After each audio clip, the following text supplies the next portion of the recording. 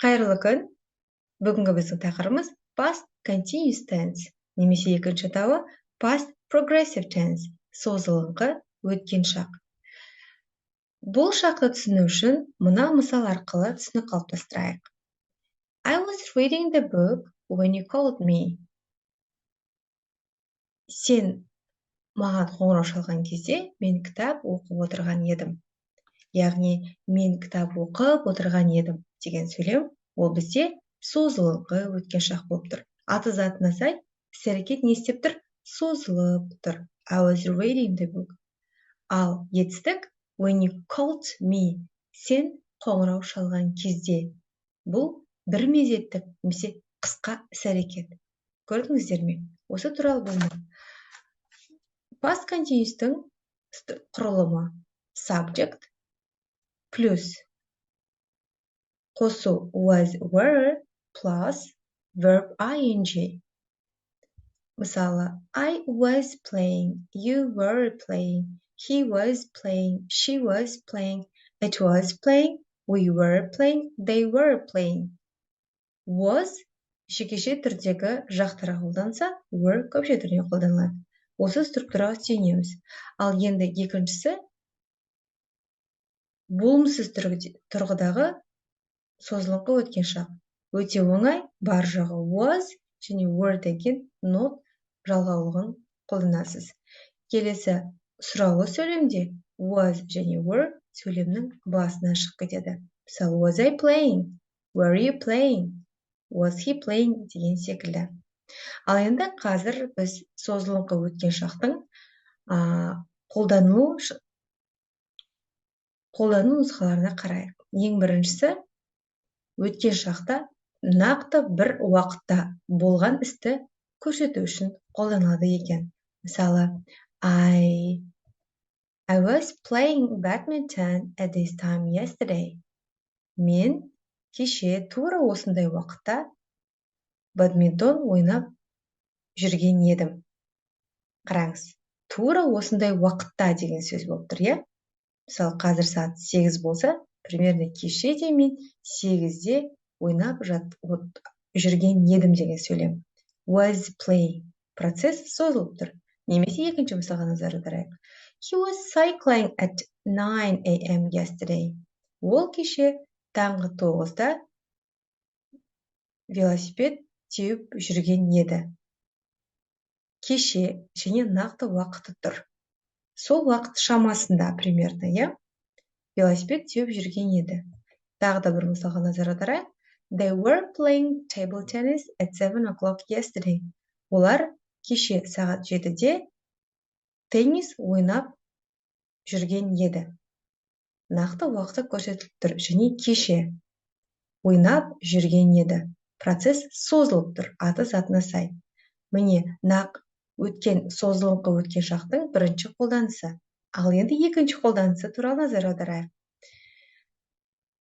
Біз созылыңқы өткен шақ пен past simple жай өткен шақ екеуін бір мезетте жиі қолданамыз.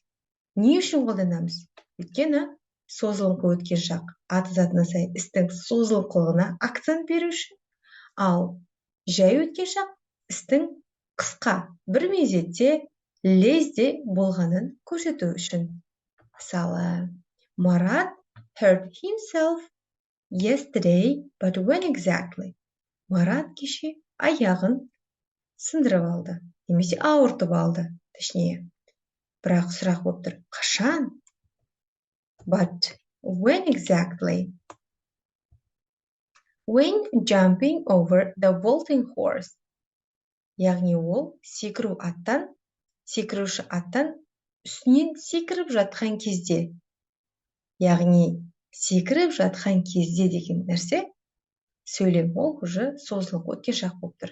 Енді жалпылама бір сөйлем жасайық. Марат hurt himself. Марат өзінің аяғын ауыртып алды. Қашан? When he was jumping over the vaulting horse. Марат секіруші аттың үстінен секіріп жатқан кезде Марат аяғын ауыртып алды. Қарап тұрсаңыздар, Марат hurt himself. Ол бізде қысқа, лезде, жылдам болған іс-әрекет. бір мезетте болған іс-әрекет. Ал he was jumping over the vaulting horse ол longer action. Ұзағырақ болған іс-әрекет. Секіріп жүрген кезде болған іс-әрекет.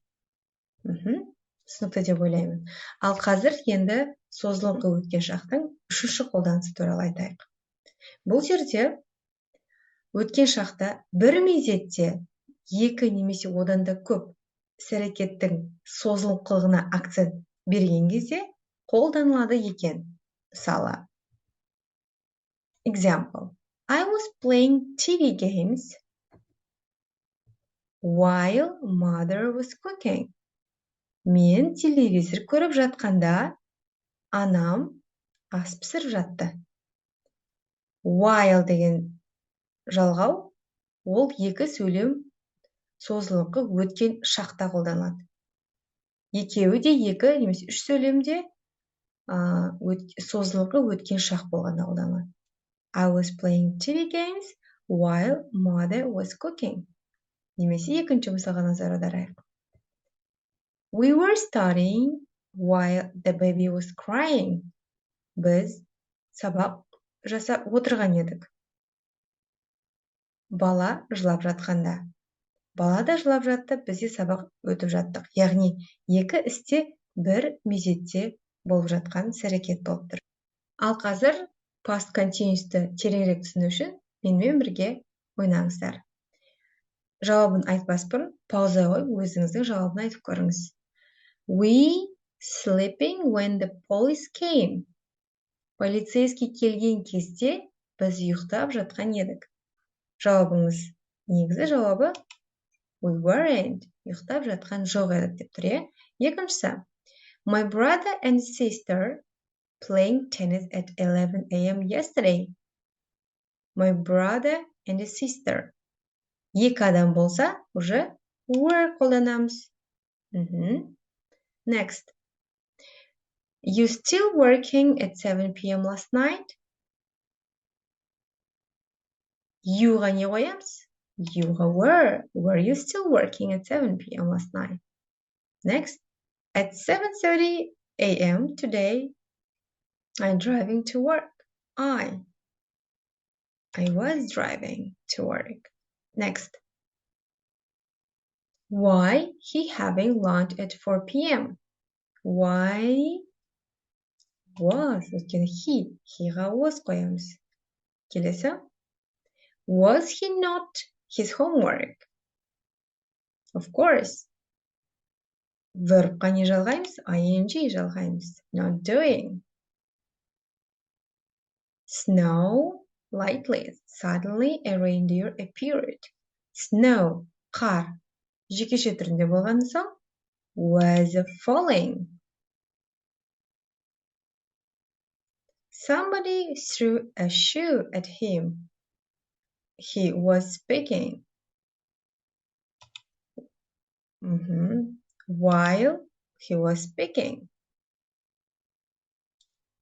They TV when it arrived. They көпше түрінде болғандықтан they were watching. Байқаңыздар, қалғандарында өткен шақ болып тұр. Соңғысы, I was reading a detective story. I heard a noise. I was reading a detective story when I heard a noise. Жарайсыздар.